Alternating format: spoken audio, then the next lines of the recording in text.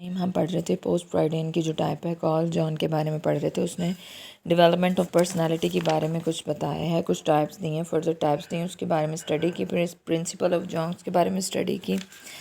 Then हमने concept of attitude की study की। अब उसने कुछ स्ट्रक्चर्ड बताए थे पर्सनालिटी के बारे में, अब उसके बारे में स्टडी करेंगे, स्ट्रक्चर या एलिमेंट्स ऑफ द पर्सनालिटी। ठीक है। Jung use the term psyche to refer to the mind which he set consistence of a 3 level. उसने जॉन्ग जो है उसने दिमाग को यानी एक पर्सनालिटी को उसने एक पर्सन है उसके माइंड को 3 लेवल पे डिवाइड कर दिया।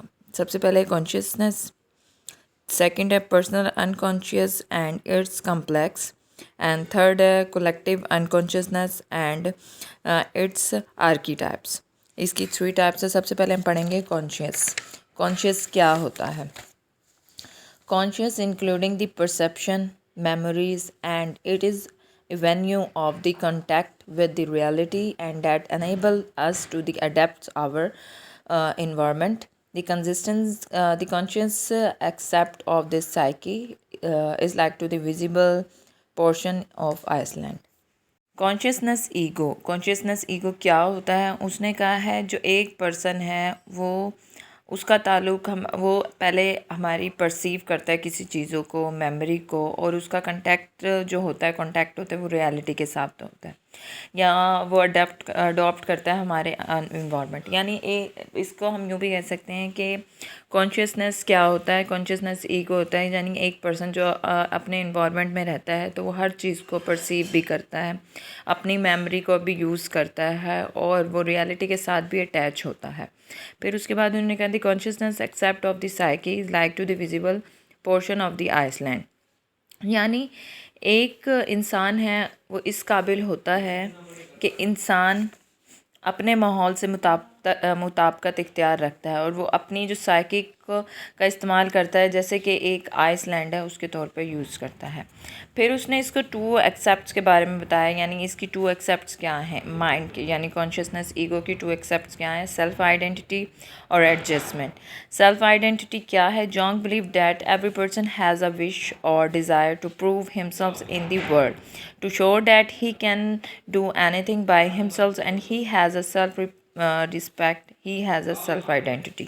यानी जॉन्ग ये बिलीव रखता था कि हर इंसान है उसकी अपनी विशेस होते हैं, उसकी डिज़ायर्स होते हैं और वो अपनी इस वर्ल्ड में रहने के लिए अपने आप को प्रूव करना चाहता है।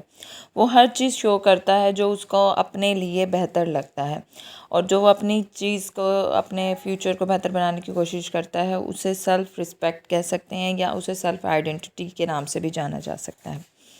फिर है एडजस्टमेंट। एडजस्टमेंट क्या है? A normal being is one who can better adjust himself in an environment as compared in abnormal one. यानी जो नॉर्मल पर्सन होगा वो बेहतर इन्वायरमेंट में एडजस्ट करेगा as compare to abnormal person. यानी वो नॉर्मल जो होगा वो अपने इन्वायरमेंट को बेहतर से बेहतर बनाने की कोशिश करेगा, वो माशरे में पूरा उतरने की कोशिश करेगा, माहौल में मुताबिकत इख्तियार करेगा। जबकि जो एबनॉर्मल पर्सनालिटी है वो माहौल से बिल्कुल अपोजिट होगी, वो उस इन्वायरमेंट में एडजस्ट ही नहीं कर पाएगा जो इन्वायरमेंट है।